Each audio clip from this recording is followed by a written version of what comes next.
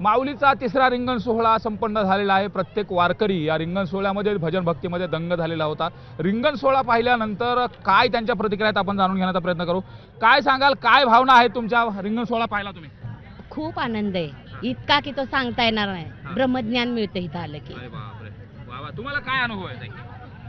अनुभव चांगला आहे, आनंद आहे, आनंद आहे, आनंद वाटतो। वा वा, वारीच्या वाटेवरती चालताना आणि या रिंगण सोहळा पाहिल्यानंतर आनंद वाटतो। एक नंबर आनंद। काय सांगताय तुम्ही? काका पुढे या, समोर या। कुठून आलात तुम्ही? माऊलीच्या बरोबर हा, काही कमी नाही, हा. सगळं आनंदी आणि इतका सोहळा मस्त आहे ना की छानच आहे। कधीच आयुष्यात कधी माऊली बाजूला करत नाही, माऊली सोबत सोबत असल्यावर कधीच वाटतो. पाय दुखत नाही, काय नाही काय नाही, लय आनंद वाटतो। आपण पाहतो प्रत्येक जे वारकरी आहेत त्यांच्या चेहऱ्यावरचा वेगळा भाव आहे आणि सुंदर पद्धतीने इकडे सुद्धा वारकरी आहेत। काय आपण त्या वारकऱ्याकडे जाणार आहेत, नेमकं ते सुद्धा या वारीचा आनंद घेत आहेत। विशेषतः सगळेजण जे हे वारकरी आहेत, नाश्ता चालू आहे त्यांचा, त्यामुळं एकंदरीत ह्या वारकऱ्यांना देखील आपण विचारणार आहोत नेमक्या काय प्रतिक्रिया आहेत। काय सांगाल, वारीचा हा आनंद आहे, अलौकिक सोहळा पाहिलाय, काय सांगाल? नाही या आनंदाशी जोडा स्वर्गातल्या देवता लोकांना सुद्धा त्यांच्या तोंडाला पाणी सुटत असेल।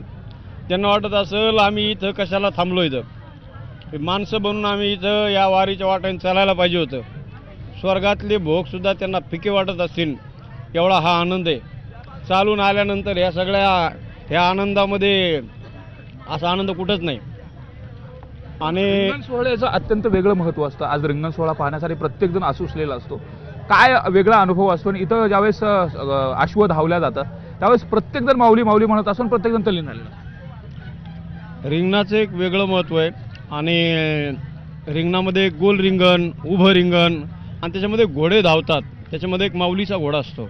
म्हणजे सगळ्या लाखो भाविकांची एक भावना अशी असते की पुढं धावणारा जो घोडा आहे त्याच्यावर ज्ञानोबा विराजमान आहे आणि त्या ज्ञानोबा त्या घोड्याकडे बघूनच ते लोक म्हणतात हे ज्ञानोबा आहेच आमचे सगळीकडे असे। रिंगणात सगळे लोक रंगलेले असतात।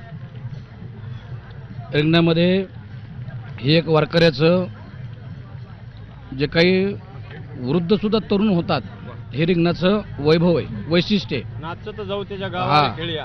भगवान परमात्म्याच्या भेटीला जात असताना ही जी रिंगण परंपरा आहे सर्व वारकऱ्यांना खेळण्याकरता, उड्या मारण्याकरता, बागडण्याकरता, भगवंताच्या भक्तीमध्ये तल्लीन होण्याकरता हे केलेलं एक रिंगण हा प्रकार आहे। रिंगणामध्ये आतली उडी आहे, टाळकऱ्याचं रिंगण आहे, विणेकऱ्याचं रिंगण आहे, पताकाचं रिंगण आहे, हे सगळ्यांचे रिंगण होतात। आतली उडी होते आणि नंतर रिंगणाची परिपूर्णता होत असते। एकंदरीत रिंगण सोहळ्याच्या संदर्भात देखील महत्त्वाची माहिती सांगितली आणि प्रत्येक वारकरी हा इथं तल्लीन झालेला असतो। एक वाक्य महत्त्वाचं होतं, जे स्वर्गामधले देव असतील त्यांना सुद्धा वाटत असेल की आपण इथं यावं। अनेक संतांचे अभंग आहेत, स्वर्गीचे अमर इच्छिताती देवा, मृत्यूलोकी व्हावा जन्म आम्हा, नारायण नामे होऊ जीवनमुक्त, कीर्तनी आनंद गाऊ गीती, अशा पद्धतीने देखील अनेक संत महात्म्याने वर्णन केलं आहे। त्यामुळं हा जो काय सोहळा आहे हा सुख सोहळा स्वर्गी नाही, अशा पद्धतीने देखील बोललं जात आहे। व्हिडिओ जर्नलिस्ट प्रवीण शेट्टीसह सुरेश जाधव, न्यूज 18 लोकमत, बोंडले।